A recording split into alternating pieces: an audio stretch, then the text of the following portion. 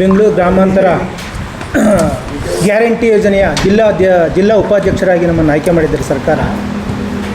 ನಾವು ಹಿಂದೆ ಬೂದಿಯಾಳ್ ಗ್ರಾಮ ಪಂಚಾಯಿತಿಯಲ್ಲಿ ನಮ್ಮ ಮನೆಯವರು ಉಪಾಧ್ಯಕ್ಷರಾಗಿದ್ದರು.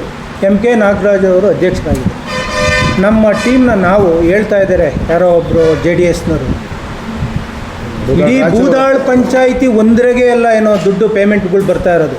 ನೆಲಮಂಗಲ ತಾಲೂಕಲ್ಲಿ ವಿಶ್ವೇಶ್ವರ ಇರ್ಬೋದು, ವಿಶ್ವೇಶ್ವರ, ಬಸವನಹಳ್ಳಿ, ಇಂಟ್ಗಾನಹಳ್ಳಿ ಎಲ್ಲ ಪಂಚಾಯತಿಯಲ್ಲೂ ಕೋಟ್ಯಾಂತರ ರೂಪಾಯಿ ಎಲ್ಲ ಟ್ಯಾಕ್ಸ್ಗಳು ಬರ್ತಾಯಿದೆ.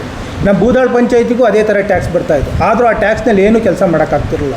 ನಾವು ಅಧ್ಯಕ್ಷರು, PDO, ಎಂಟೈರ್ ನಮ್ಮ ಸದಸ್ಯರುಗಳೆಲ್ಲ ಸೇರ್ಕೊಂಡು ನಾವು CSR ಫಂಡ್ಗಳಲ್ಲಿ ಅವ್ರವ್ರ ಫ್ಯಾಕ್ಟ್ರಿಗಳಿಗೆ ಹೋಗಿ ಒಬ್ಬೊಬ್ರು ಮನೆ ತಕ್ಕ ಹೋಗಿ ತಿರುಗ್ಬಿಟ್ಟು ನಾವು ಬಿಲ್ಡಿಂಗ್ ಕಟ್ಸ್ಬಿಟ್ಟು ಊರಲ್ಲಿ ಒಳ್ಳೆ ಕೆಲಸಗಳನ್ನ ಮಾಡಿ ನಾವು ಇವತ್ತು ಬೂದಾಳ್ ಗ್ರಾಮ ಪಂಚಾಯತಲ್ಲಿ ವಿಕಾಸ್ ಸೌಧ ಅಂತ ಒಂದು ಬಿಲ್ಡಿಂಗನ್ನು ಕಟ್ಟಿದ್ದೀವಿ. ಗ್ರಾಮ ಸೌಧ ಅಂತ ಒಂದು ಬಿಲ್ಡಿಂಗ್ ಕಟ್ಟಿದ್ದೀವಿ. ಯಾರು MK ನಾಗರಾಜ್ ಇರ್ಬೋದು, ನಮ್ಮ ಮನೆಯವ್ರಿಗೆ ಶೋಭಾ ನರಸಿಂಹರಾಜ್ ಇರ್ಬೋದು, ಅಲ್ಲಿ ಇರ್ತಕ್ಕಂಥ ಸದಸ್ಯರು 22 ಜನನು JDSನವರು ಇದ್ದರು, ಕಾಂಗ್ರೆಸ್ನವರು ಇದ್ದರು, ಒಗ್ಗಟ್ಟಲ್ಲಿ ಕೆಲಸ ಮಾಡ್ಕೊಂಡು ಹೋಗ್ತಾ ಇದ್ದರು. ಆದರೆ ಇವತ್ತಿನ ಪರಿಸ್ಥಿತಿಯಲ್ಲಿ ಈ ನಮ್ಮ ಎಲೆಕ್ಷನ್ ನಡೆದ ಪಂಚಾಯಿತಿ ಎಲೆಕ್ಷನ್ನಲ್ಲಿ ನಮ್ಮ ಕಾಂಗ್ರೆಸ್ ಟೀಮ್ನವರು ಗೆದ್ದಿದ್ರು. ನಂತರ ಒಂದು ವರ್ಷ ಆಯ್ತು ನಮ್ಮ ಮುಂದರಾಜು ಅಧ್ಯಕ್ಷರಾಗಿದ್ದರು, ಅವ್ರು ರಿಸೈನ್ ಆಗಿದ್ದರು.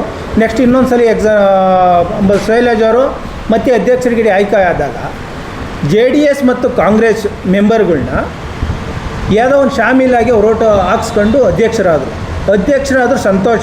ಎಮ್ಮನ್ನು ನಮ್ಮ ಕಾಂಗ್ರೆಸ್ ಪಕ್ಷದಲ್ಲೇ ಇದ್ದೋಳು ನೀವು ಎಲ್ಲರನ್ನೂ ನಿಮ್ಮ ಹ್ಯಾಂಡೋರ್ನಲ್ಲೇ ಮಡಿಕೊಂಡು ನೀವು ಯಾಕೆ ಪಂಚಾಯತಿನ ಮುಂದುವರ್ಸ್ಕೊಂಡು ಹೋಗೋಕ್ಕಾಗ್ತಾಯಿಲ್ಲ? ಏನು ಉದ್ದೇಶ ನೀವು ಮಾತಾಡ್ಸ್ಕೊಂಡು ಹೋಗದೆ ಇರೋದು? ಏನಂದರೆ ನೀನು ಅಷ್ಟು ಖರ್ಚು ಮಾಡಿಬಿಟ್ಟಿದ್ದೀನಿ, ನಾವು ಇಷ್ಟು ಖರ್ಚು ಮಾಡಿಬಿಟ್ಟು 80 ಲಕ್ಷ ಖರ್ಚು ಮಾಡಿಬಿಟ್ಟಿದ್ದೀನಿ, ಪಂಚಾಯತಿ ಒಳಗೆ 80 ಲಕ್ಷ ಬರ್ತಾಯಿದೆ ಅಂತ ತಿಳ್ಕೊಂಬಿಟ್ಟಿದ್ದಾರೆ. ಎಲೆಕ್ಷನ್ ಓಟ್ಗಳು ಕೊಡೋಕೆ ಕುದುರೆ ವ್ಯಾಪಾರ ಮಾಡಿದ್ದಾರೆ. ಮೆಂಬರ್ಗಳನ್ನ ಕುದುರೆ ವ್ಯಾಪಾರ ಮಾಡಿ ಒಬ್ಬೊಬ್ಬರಿಗೆ 7 ಲಕ್ಷ 5 ಲಕ್ಷ ಕೊಟ್ಬಿಟ್ಟು ಓಟ್ಗಳು ಹಾಕ್ಸ್ಕೊಂಡು ಪಂಚಾಯತಿಯಲ್ಲಿ ಬಳ್ಕೊಂಡ್ಬಿಡ್ಬೋದು ಅನ್ನೋ ಲೆಕ್ಕಾಚಾರದಾಗ ನೀವು ಹೋಗಿ ಸೀಟಾಗಿ ಕುಂತ್ಕೊಂಡ್ರಾ? ಯಾರು? ಶೈಲಜ್ ಅವರು. JDS ಮತ್ತು ಕಾಂಗ್ರೆಸ್ನವ್ರು ಇಬ್ಬರನ್ನೂ ಖರೀದಿ ಮಾಡಿ ನೀವು ಅಧ್ಯಕ್ಷರಾದ್ರೆ ಆಯಿತು, ಆಗಲಿ, ಹೋದ್ರೆ ಕುಂತ್ಕೊಂಡಾಗ ನೀವು ಖರೀದಿ ಮಾಡಿದಂಥ ಮೆಂಬರ್ಗಳನ್ನ ಬರ್ರಿ ನಮಗೆ ಸಹಕಾರ ಕೊಡಿ, ನಾವು ಪಂಚಾಯತಿನ ಮಾಡ್ಕೊಂಡು ಹೋಗೋಣ ಅನ್ನಕ್ಕೆ, ಅಭಿವೃದ್ಧಿ ಮಾಡೋಣ ಅನ್ನಕ್ಕೆ ನಿಮ್ಮ ಕೈಗೆ ಆಗಲ್ಲ ಅಂದಮೇಲೆ ನೀವು ಹೆಂಗಿದ್ದೀರಾ? ರಾಜೀನಾಮೆ ಕೊಟ್ಟ ಮೇಲೆ ಬರ್ರಿ.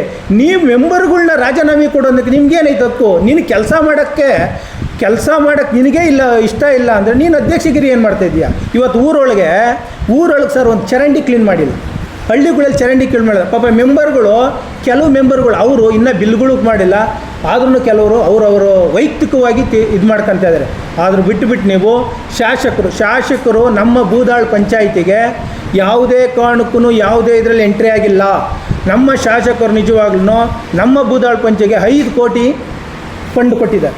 ಫಂಡ್ ಕೊಟ್ಟು ಯಾಕೆ ಕೊಡಬೇಕಾಯ್ತು ಅವ್ರು? ನಮ್ಮ ಫಂಡು ಬೂದಾಳ್ ಪಂಚಾಯಿತಿ ಎಲ್ಲ, ನಮ್ಮ ಬೂದಾಳ್ ಪಂಚಾಯಿತಿ ಒಂದಕ್ಕೆ ಇಲ್ಲ, ಇಡೀ ನಮ್ಮ ನೆಲಮಂಗಲ ತಾಲೂಕು ಪಂಚಾಯಿತಿ ಎಲ್ಲ ಪಂಚಾಯಿತಿಗೂ ಶಾಸಕರು ಕೊಟ್ಟಿದ್ದಾರೆ. 21 ಪಂಚಾಯಿತಿಗೂ ಶಾಸಕರು ಅಮೌಂಟ್ ಕೊಟ್ಟಿದ್ದಾರೆ.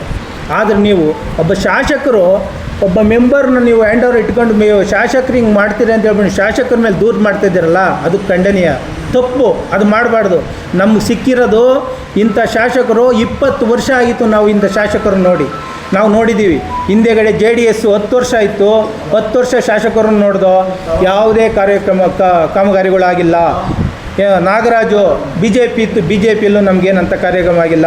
ಆಂಜನಮೂರ್ತಿ ಇದ್ದರು, ಅವರು ಏನಂಥ ಕಾರ್ಯಕ್ರಮಗಳಾಗಲ್ಲ. ಆದರೆ ಇವತ್ತು 860 ಕೋಟಿನ ಬರೇ ಒಂದು 9 ತಿಂಗಳಲ್ಲಿ ನೆಲಮಂಗಲ ತಾಲೂಕಿಗೆ ತಂದು ಪೂಜೆ ಮಾಡಿಸಿದ್ದಾನಂದೆ. ನಾವು ಅವರೆಲ್ಲ ಇನ್ನು ಅವ್ರಿಗೆ ನಾವು ಬಲ ಕೊಡಬೇಕು. ನಾವು ಅಂಥದ್ದು ನೀವು ಶಾಸಕರನ್ನ ಅವು ಕೈಗೊಂಬೆ ಆಗಿರೋ ಶಾಸಕರು ಮೆಂಬರ್ನ ಕೈಗೊಂಬೆ ಆಗೋಂಥದ್ದು ಏನೂ ಇಲ್ಲ ಸರ್.